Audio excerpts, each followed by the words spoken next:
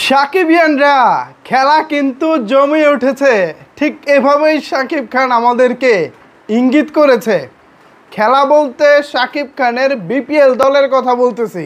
যদিও বল এখনো মাঠে গড়ায়নি, তবে শাকিব খান কিন্তু খেলা জমিয়ে দিয়েছেন।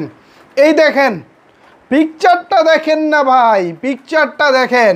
শাকিব খানের বরবাদ সিনেমার লুক সহ শাকিব খান আজকে হাজির হয়েছেন বিপিএলের বিশেষ চমক দিতে। কি সেই চমক? তো চলেন বিস্তারিত আলোচনা করি আজকের এই ভিডিওতে। সো ভিউয়ার্স, বিস্তারিত জানতে একটি লাইক দিয়ে সম্পূর্ণ ভিডিওটি দেখতে থাকুন এবং ভিডিওটি বেশি বেশি করে শেয়ার করে সকলের মাঝে ছড়িয়ে দিন, সবাই যেন এই নিউজটি সম্পর্কে জানতে পারে। বিপিএলের বিশেষ চমকের ব্যাপারে একটু পরে কথা বলতেছি। আমাদের চলেন আগে শাকিব খানের বরবাদ সিনেমার লুক নিয়ে একটু গবেষণা করে নেই। কারণ আপনারা জানেন, আজ থেকে 2 দিন আগে বরবাদ সিনেমার ফটোশ্যুট হয়েছে। সেখানে শাকিব খানের লুকটা কেমন হবে এটা নিয়ে কিন্তু আমাদের অনেক জল্পনা কল্পনা ছিল। বাট লুক তো প্রকাশ পাবে ভাই আরও কিছুদিন পরে, কিন্তু আমরা আগে ভাগে কীভাবে দেখব, আমি পার্সোনালি আর পায়তারা করতেছিলাম কিভাবে দেখা যায়। ফাইনালি সুযোগ হয়ে গেছে।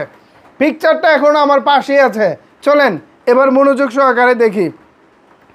শাকিব খানের দাড়িটা যেমনটা দেখেছিলাম আমেরিকা থেকে আসার পরে একটু বড় ছিল, বাট এটাকে সাইজ করে এখন এমন একটা শেপে আনা হয়েছে। আমি আপনাদের জন্য স্ক্রিনে বড় করে দিচ্ছি, এবার খেয়াল করেন। দাড়িটার এমন একটা শেপে আনা হয়েছে, সত্যি এটা শাকিব খানের একটা নতুন লুক। এখন চুলের কি স্টাইল, আছে এটা কিন্তু আমরা জানি না। বস কিন্তু মাথায় ক্যাপ পরে আছে। এখন বরবাদের লুক চুলের মধ্যেও কিন্তু অনেক কিছু নির্ভর করতেছে। জাস্ট আমরা দাড়ির গেট আপটা দেখলাম, দারুণ লাগতেছে, এক কথায় ওফ, অস্থির লাগতেছে। তো মোটামুটি আমরা কিন্তু একটা লুকের আভাস পাইছি। আমরা আশা রাখি বরবাদের লুক আমাদেরকে বরবাদ করে দেবে। যখন ফার্স্ট লুক পোস্টার আসবে তখন কিন্তু আমরা পুরো গল্প সম্পর্কে, পুরো থিম সম্পর্কে আইডিয়া পাবো। সেই হিসেবটা আপাতত এই মুহূর্তে করতে পারতেছি না, বিকজ অফ এখানে একটা ফ্রেশ শাকিব খানকে দেখতে পাচ্ছি। তো যাই হোক, আমরা কিছুটা আভাস নেওয়ার চেষ্টা করেছি শাকিব খানের বরবাদের লুকটা, মানে দাড়িটা বড় থাকবে, অন্তত এইটা শিওর হয়েছি। এরপর এবার চলেন আমরা শাকিব খানের বিপিএলের দলের চমক নিয়ে কথা বলি। আজকে ঢাকায় শাকিব খানের বিপিএল দলের লোগো উন্মোচন করা হবে কিছুক্ষণের মধ্যেই। আপনারা যখন আমার এই ভিডিওটি দেখতেছেন ততক্ষণে হয়তো বা অনুষ্ঠান শুরু হয়ে যেতে পারে, বাট আমি এই ছবিটা আগে ভাগে পেয়েছি।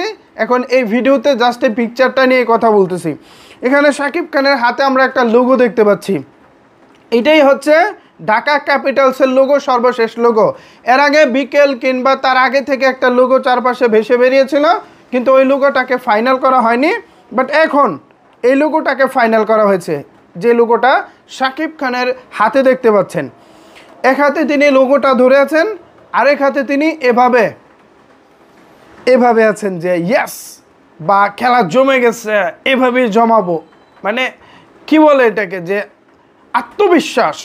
এইটা হচ্ছে আত্মবিশ্বাসের প্রতীক।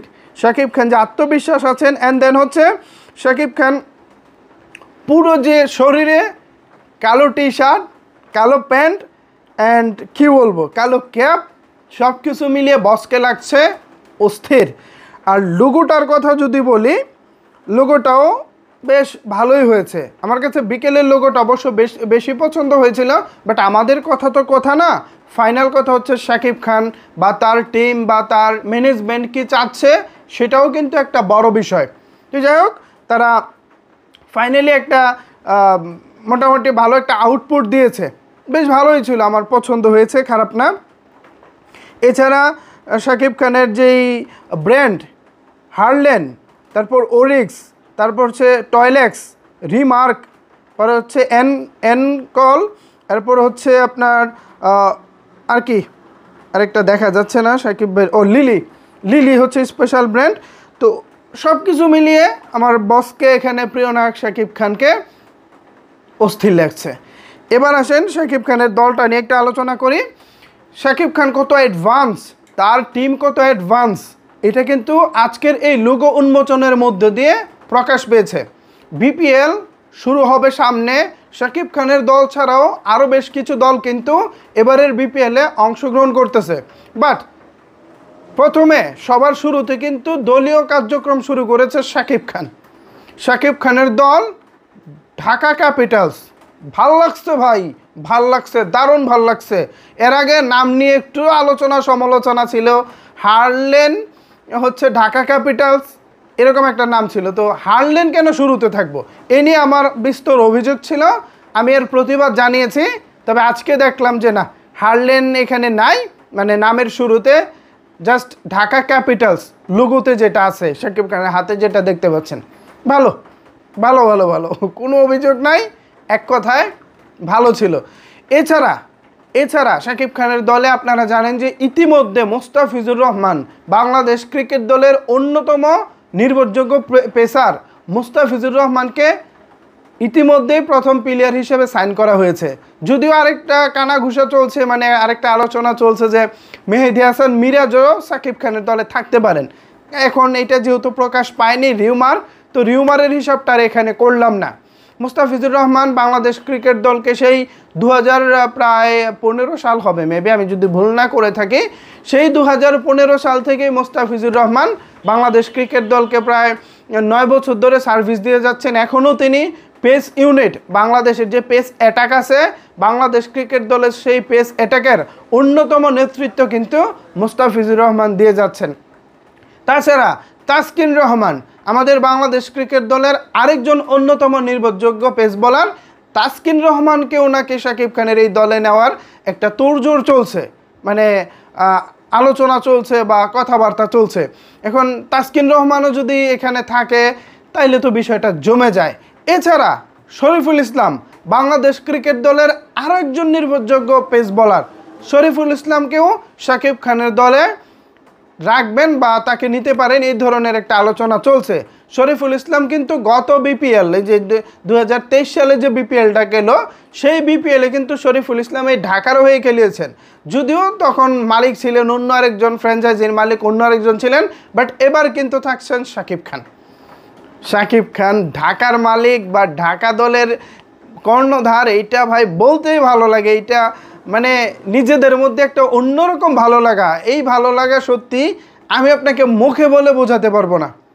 যাই হোক, কিছুক্ষণের মধ্যেই হয়তো অনুষ্ঠানের কার্যক্রম শুরু হবে, অথবা ইতিমধ্যে হয়তো আপনারা দেখেও ফেলেছেন। আমার এই ভিডিওটি যখন পাবলিশড হচ্ছে, আমি তো শ্যুট করতে বসেছি কেবল এই পিকচারটা নিয়ে। ইতিমধ্যে হয়তো আপনারা অনেক কথা শুনেছেন, আমি চেষ্টা করব আপনাদেরকে পরবর্তী আপডেটগুলো জানানোর জন্য। এই মুহূর্তে আমার কাছে এই আপডেটটা ছিল।